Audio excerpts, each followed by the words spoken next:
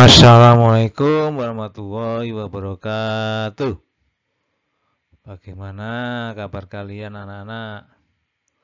Semoga kalian semua dalam keadaan sehat walafiat sehingga bisa mengikuti pelajaran ilmu pengetahuan alam ini dengan baik. Nah, sebelum pelajaran kita mulai, marilah kita bersama-sama sejenak berdoa.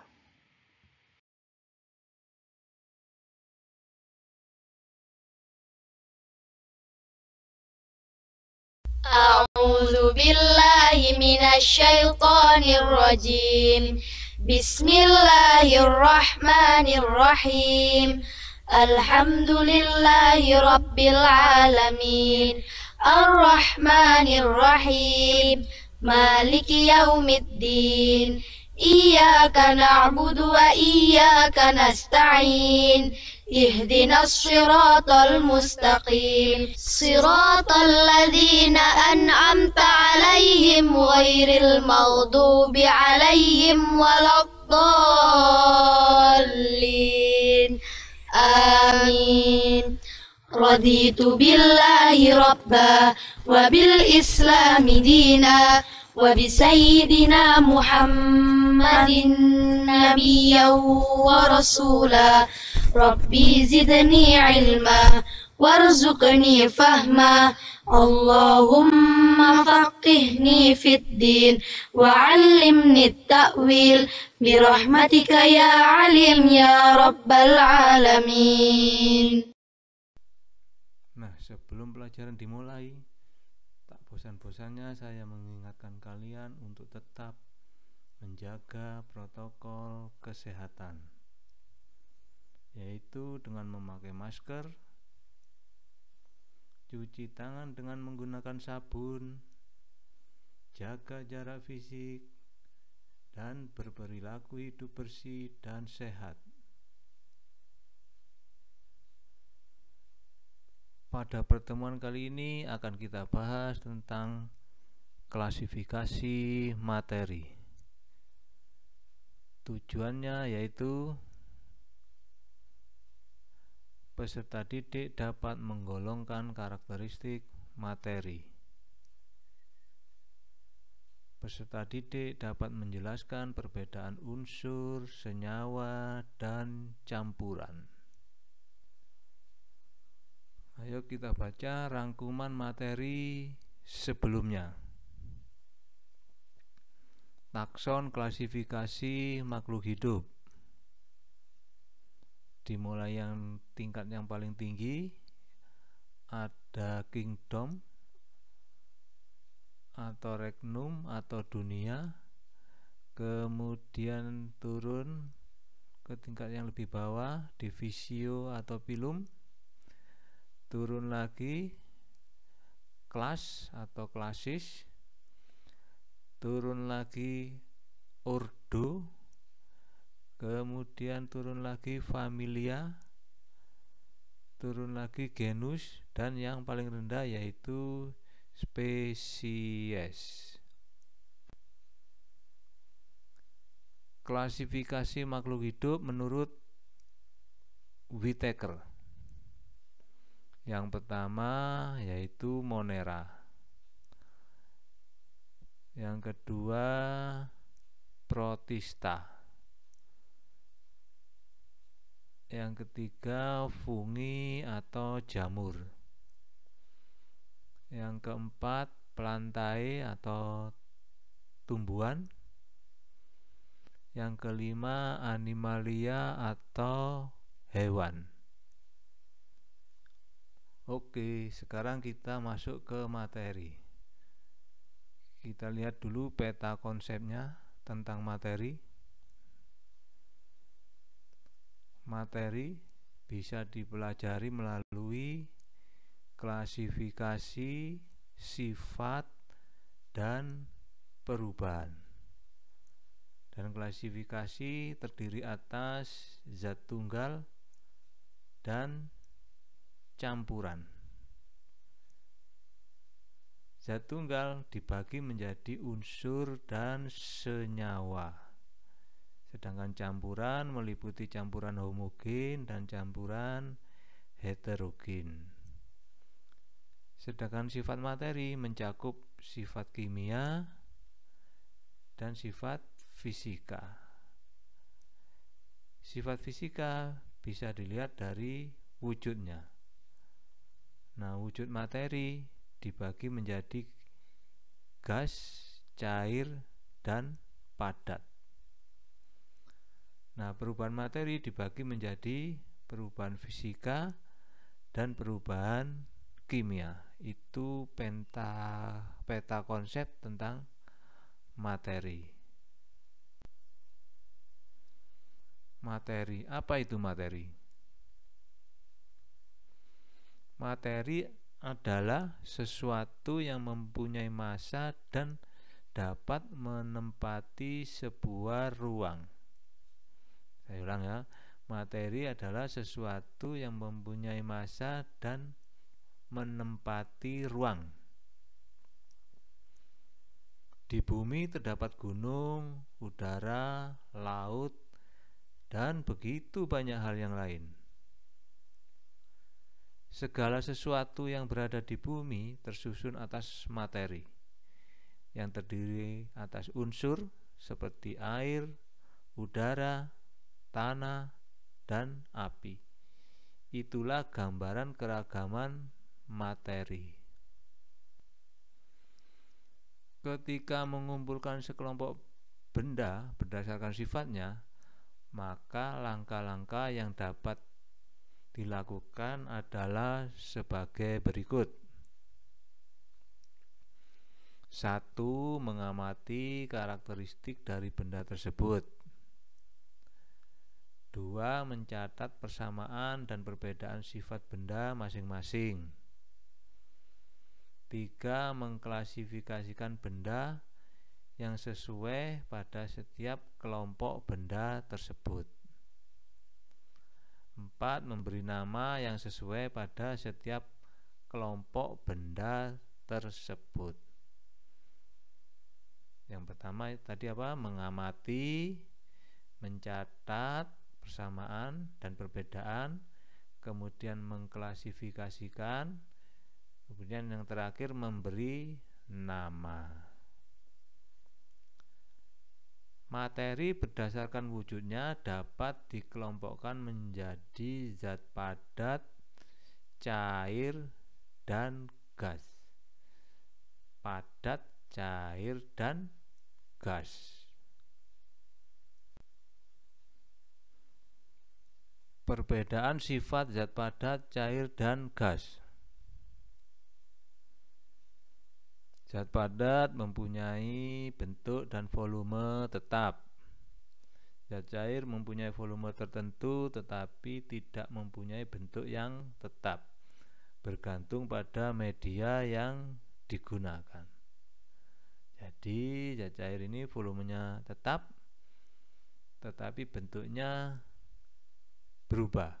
Ini tergantung pada media atau wadah yang digunakan. Kalau zat cair dimasukkan ke botol berarti bentuknya ya seperti botol. Kalau dimasukkan ke gelas bentuknya seperti gelas. Sedangkan gas tidak mempunyai volume dan bentuk yang tertentu. Jadi volume dan bentuknya berubah kalau gas.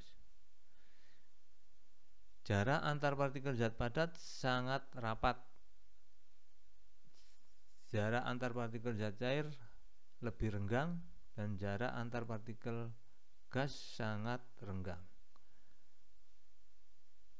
Partikel-partikel zat padat tidak dapat bergerak bebas. Partikel-partikel zat cair dapat bergerak namun terbatas. Partikel-partikel gas dapat bergerak sangat bebas. Nah, pada zat padat jarak antar partikel sangat rapat, kemudian partikel ini tidak dapat bergerak bebas sehingga zat padat bentuknya relatif tetap. Beda dengan gas, jarak antar partikelnya renggang dan dapat bergerak sangat bebas, sehingga gas ini sangat mudah berubah bentuk.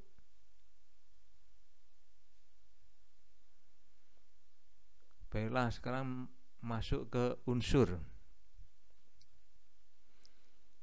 Unsur merupakan zat tunggal yang tidak dapat diubah lagi menjadi zat yang lebih sederhana dengan cara kimia biasa.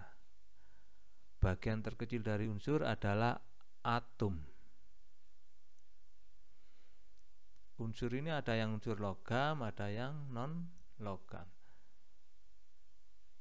Unsur logam dan lambangnya coba kita lihat, ada tabel di bawah.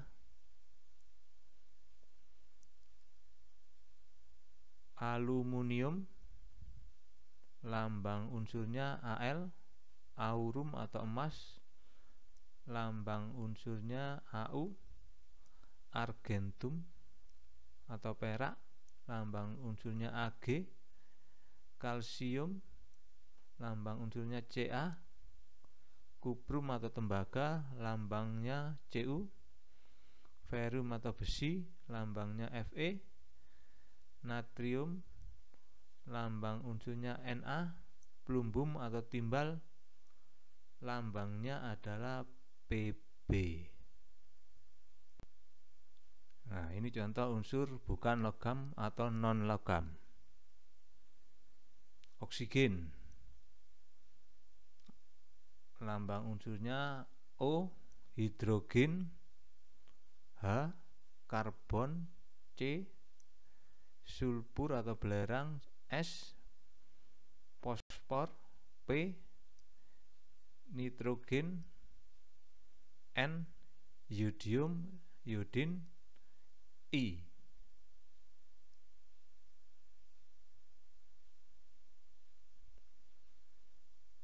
Cara pemberian lambang unsur berdasarkan Berzelius adalah sebagai berikut. 1. Setiap unsur dilambangkan dengan satu huruf, yaitu huruf awal dari nama latinnya. 2. Huruf awal ditulis dengan huruf kapital atau huruf besar. 3. Bagi unsur yang memiliki huruf awal sama, ditambahkan atau diberikan satu huruf kecil dari nama unsur tersebut. Contoh, karbon dilambangkan dengan huruf C besar, sedangkan kalsium dilambangkan dengan C besar A kecil. Karena C-nya sudah milik karbon, maka kalsium ditambahi A, huruf kecil A, berarti lambangnya Ca.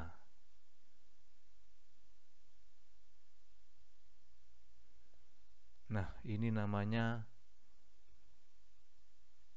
tabel periodik atau sistem periodik unsur.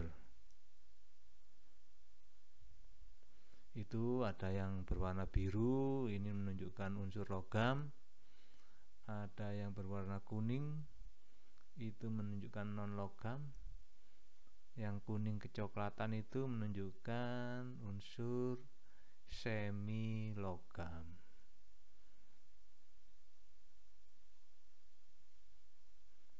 Berikut, unsur logam dan non logam memiliki perbedaan sifat, baik yang bersifat fisika maupun sifat kimia. Berikut perbedaan sifat unsur logam dan non logam. Logam, 1, berwujud padat pada suhu kamar, kecuali raksa. Raksa ini logam yang wujudnya cair. Kemudian non logam ada yang berwujud padat, cair, dan gas. Kemudian perbedaan kedua, logam dapat ditempa dan dapat diregangkan, sehingga logam ini bisa dibentuk. Kemudian kalau non logam bersifat rapuh dan tidak dapat ditempa. Yang ketiga perbedaannya, logam bersifat konduktor listrik dan panas. Konduktor ini maksudnya bisa menghantarkan listrik maupun panas atau penghantar ya. Kemudian kalau non logam bersifat non konduktor kecuali grafit. Baik, kita lanjut pada unsur logam dan non logam serta kegunaannya. Natrium, kegunaannya bahan untuk membuat lampu natrium dan senyawanya digunakan untuk garam dapur. Garam dapur itu senyawa dengan rumus kimianya yaitu NaCl ya. Natrium klorida. Kemudian nama unsur berikut strontium, senyawa yang digunakan untuk membuat warna merah kembang api. Kemudian magnesium, paduannya digunakan untuk bahan pesawat, jadi sebagai bahan campuran. Kemudian unsur non logam iodin atau kita kenal dengan yodium, bahan untuk antiseptik dan senyawanya digunakan untuk garam beryodium. Setelah unsur kita lanjut ke senyawa. Senyawa merupakan zat tunggal yang dapat diuraikan menjadi dua jenis atau lebih sederhana dengan cara kimia. Misalnya, air yang memiliki rumus H2O dapat diuraikan menjadi unsur hidrogen H2 dan oksigen.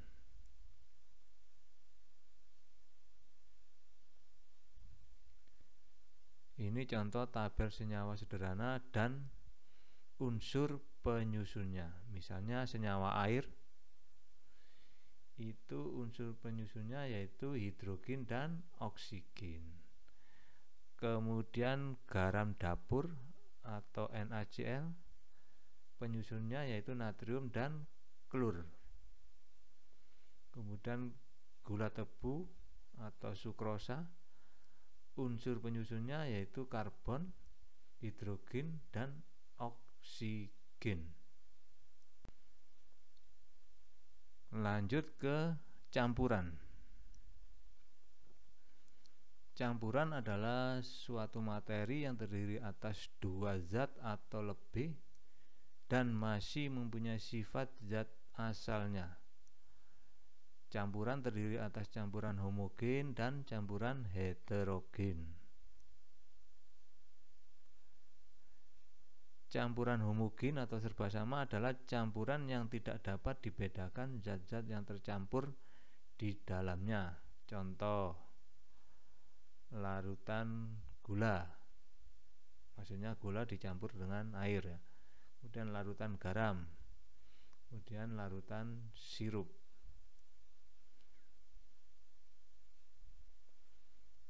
Kemudian kalau campuran heterogen atau tidak serba sama adalah campuran yang masih bisa dibedakan zat-zat yang tercampur di dalamnya.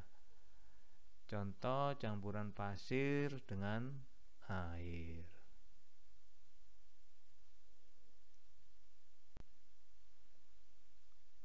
Baik, lanjut ke perbedaan sifat unsur, senyawa, dan campuran. Unsur yang pertama yaitu zat tunggal, senyawa juga zat tunggal, campuran yaitu campuran. unsur tidak dapat diuraikan, senyawa dapat diuraikan, campuran juga dapat diuraikan. Kalau unsur terdiri atas satu jenis komponen, senyawa tersusun dari dua komponen atau lebih, atau senyawa ini terdiri dari dua unsur atau lebih. Campuran tersusun dari dua komponen atau lebih. Senyawa perbandingan massa zat penyusunnya tetap. Kalau campuran perbandingan tidak tetap. Maksudnya begini, senyawa air H2O ini perbandingan antara hidrogen dan oksigennya tetap, yaitu 1 hidrogen dibanding 8 oksigen. Kalau campuran tidak tetap. Misalnya kita membuat larutan sirup, perbandingan antara sirup dan airnya tidak selalu sama, tergantung siapa yang mencampurnya ya. Itu perbedaan senyawa dan campuran.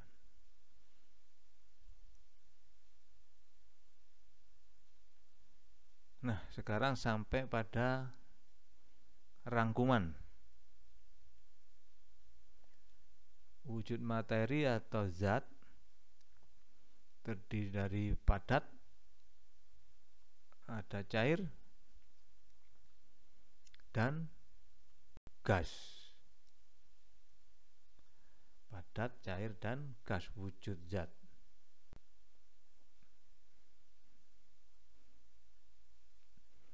Klasifikasi materi dibagi menjadi zat tunggal dan campuran.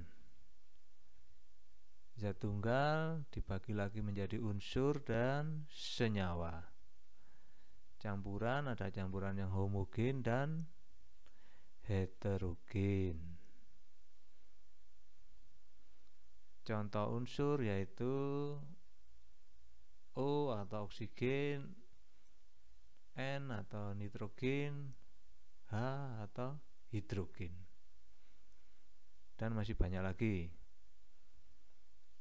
Contoh senyawa: air atau H2O, karbon dioksida atau CO2, garam atau NaCl.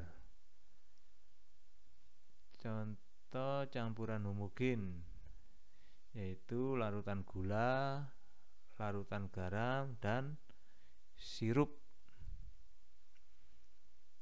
Contoh campuran heterogen yaitu campuran pasir dengan air.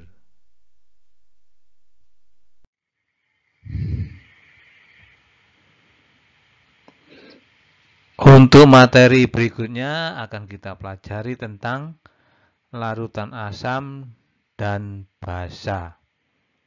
Larutan asam dan basa. Nah, sebelum kita akhiri pelajaran kali ini, marilah kita berdoa bersama-sama sejenak. Subhanaka la ilma lana illa ma 'allamtana innaka antal alimul hakim.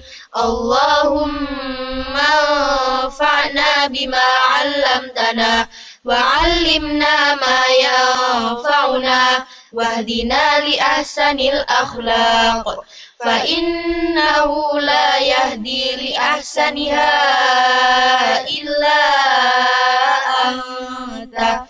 Allahumma ighfir li masyayikhina wa liman 'allamana warhamhum wa akrimhum biridwanikal 'azim fi maqadis sidqi 'indaka ya arhamar rahimin. Sekian dulu anak-anak. Semangat berdoa, dan belajar akan membuat kalian sukses. Wassalamualaikum warahmatullahi wabarakatuh.